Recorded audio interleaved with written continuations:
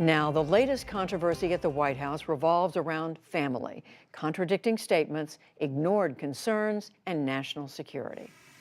The president was silent today amid new revelations about a trusted advisor. The New York Times and the Washington Post reported today that President Trump ordered that his son-in-law, Jared Kushner, get a top-secret security clearance despite concerns from his own chief of staff and intelligence officials. That contradicts what President Trump told the Times in January and what his daughter Ivanka told ABC last month. The president had no involvement pertaining to my clearance or my husband's clearance, zero. Today, White House counselor Kellyanne Conway defended the president on Fox News. That the president has the absolute right to do what was described. Kushner had a temporary security clearance for more than a year as his background check hit delays. Some White House officials expressed concerns over his past business dealings. During the transition after the election in 2016, Kushner sought investments from Chinese, Russian, and Qatari entities. His family's company had amassed more than $1 billion in debt on a development in New York. He divested himself after he joined the White House. The way that good legislation should be made in Washington is when everyone's at the table, everyone's arguing, everyone's fighting. Since joining the administration, Kushner has taken on a wide portfolio, ranging from criminal justice reform to Middle East peace. Just 3 days ago, Kushner met with Saudi Crown Prince Mohammed bin Salman, suspected of involvement in the murder of a journalist. He's also met with Israeli Prime Minister Benjamin Netanyahu, with whom his family has ties. Kushner has had to update his federal disclosure forms at least 40 times to include contacts with foreign officials. Last year, the Washington Post reported foreign officials from 4 countries had discussed using Kushner's foreign and business ties to manipulate him. Today, a spokesman for Kushner's lawyer said the clearance was handled in the regular process, with no pressure from anyone. But investigations into Kushner's security clearance and the president's actions are underway. House Oversight Committee Chair Elijah Cummings has threatened to subpoena White House documents about clearance protocols if they are not submitted by Monday. So what is it about Jared Kushner and his family's business that has raised questions as far back as during the 2016 campaign?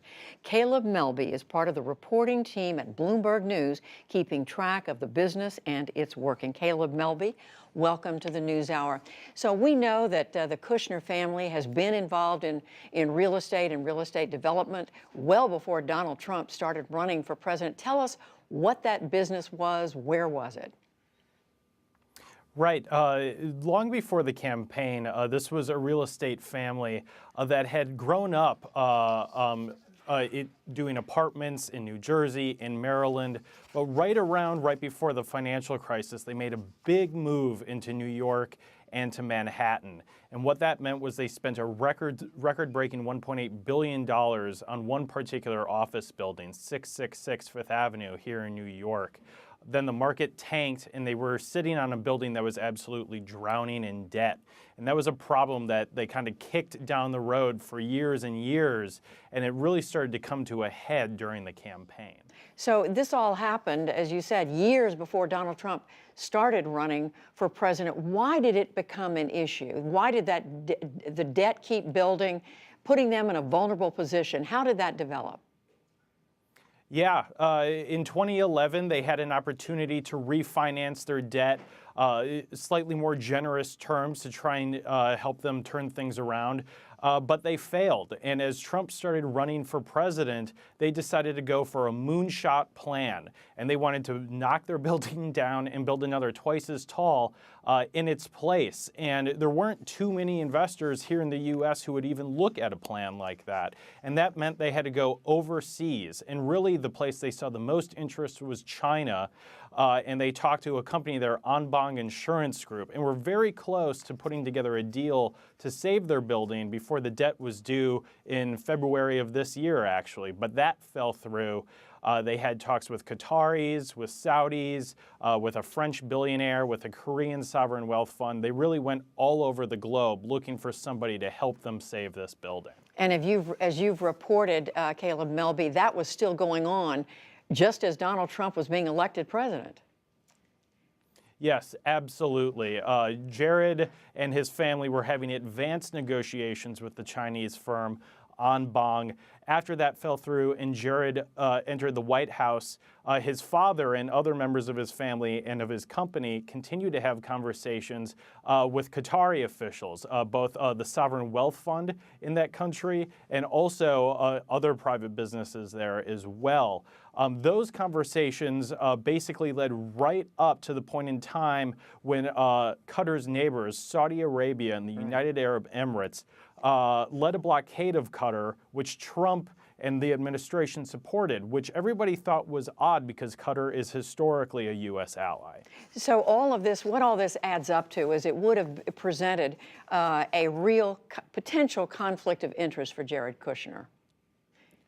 We see his family having conversations with sovereign entities at roughly the same time he, in his broad mandate to oversee Middle East policy, is making decisions about those self-same countries. So we don't know. I mean, we're not being told by government officials what it was that was holding up the security clearance, but we can assume that this had something serious, that there was something about this that was related to that.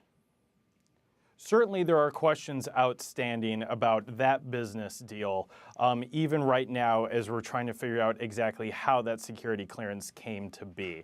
We don't know what was discussed in those meetings between, say, Jared's father and the Qataris, or between Jared and the Chinese firm Anbang as President Trump was coming to power either.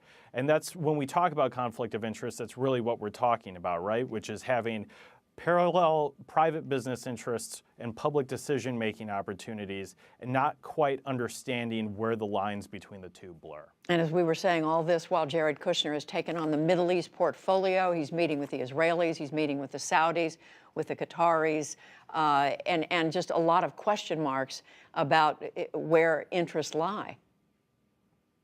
Yeah, absolutely. Having him go and visit Mohammed bin Salman right now to try and get everybody on board for his Middle East peace plan.